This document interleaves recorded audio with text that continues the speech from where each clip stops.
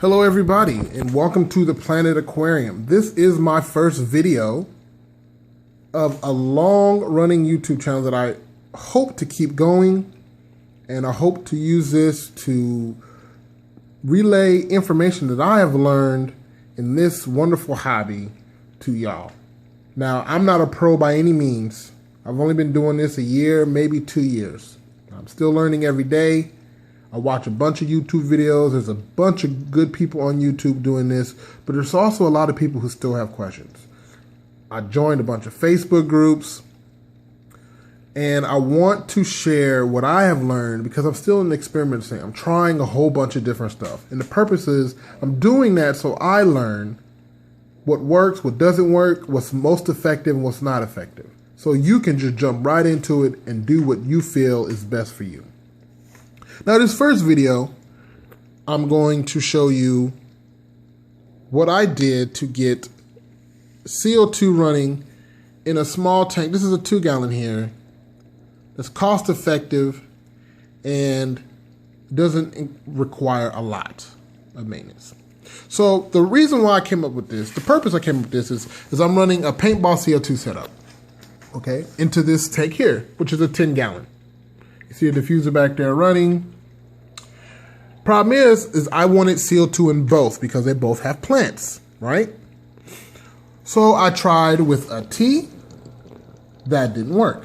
I tried to pinch the line a little bit. Didn't work. I even tried with a ball valve to regulate the CO2. That didn't work. The reason why it didn't work, because every way I tried, the CO2 would go fully to one side or the other. It would never split like I thought the T would do. It would never split like I wanted it to. So I got to thinking one night, frustrated, because I didn't know what to do, because I wanted CO2 in this tank and it just wasn't taking. And I remember watching Dustin's Fish Tank, which is another great YouTube channel that you should watch if you love Planet Tanks. He's got some good stuff. He does dirt tanks. If you really like that method, check him out. He's a high energetic guy. I watch his videos, and that's when I first got started. I watched a lot of his videos. When he started doing CO2, you can find the video. He started doing something like this called passive CO2.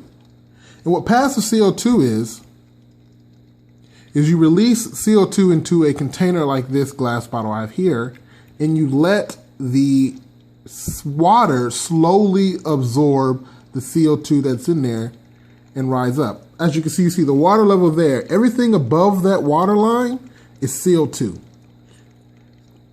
And the purpose of a typical diffuser, like this one I have here, typical ceramic diffuser, as you can see bubbles coming out, is to chop the bubbles up into little bits so they're easier to dissolve in the water, right? The problem with these is sometimes those bubbles get to the top of the water and they'll either sit there, as you can see, sorry for the glare, they'll sit there, they'll bust, and they won't dissolve into the water, okay? So it's not 100% dissolved. But with this, it's enclosed, right? So the CO2 has nowhere to go. It stays in there. So this is a slow, easy way for the CO2 to slowly be dissolved into the water because it's in constant contact with the water, right? And it'll be dissolved into the water. And now you're wondering, oh, that seems like too much work. This is really easy. And how do you know it's working? You see that? That's purling. That is purling. When your plants start releasing oxygen, that means they're going through the photosynthesis process. You got your light, you got your nutrients in your substrate, and you got CO2. That's what the plants need. Light, nutrients, and CO2. They will grow. That's the basic needs of the plants. And you have to figure out what is needed and in what quantities of those three to get the plants to grow. Now, clearly, I'm doing something right. So clearly you can see that the CO2 is being absorbed into the water because the plants are like, oh, thank you. And they're releasing oxygen. They can photosynthesis now. They have everything they need. And this is a great way to add CO2 to a small tank where you don't want to have a diffuser in there and waste. This is pretty much 100% dissolved into the water. 100%. You don't have to worry about anything. Completely dissolved into the water. Now this is it can be unsightly, but that's the issue with DIY, right? You trade off for cheap, but functional, and sometimes unsightly for, function. And I think it works wonderful. As you can see, the plants are looking just fine.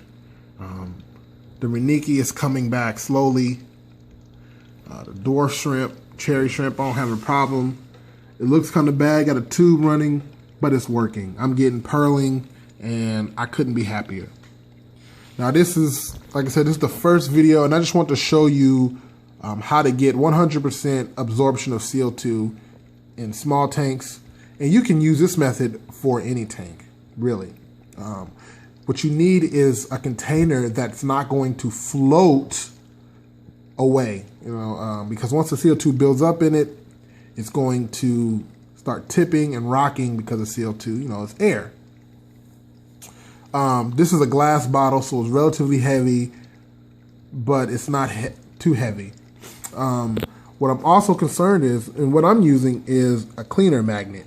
You see that? I tore apart a cleaner magnet that I didn't need anymore, and it's sitting on the inside and on the outside holding it up. Now what I'm concerned is CO2 is corrosive.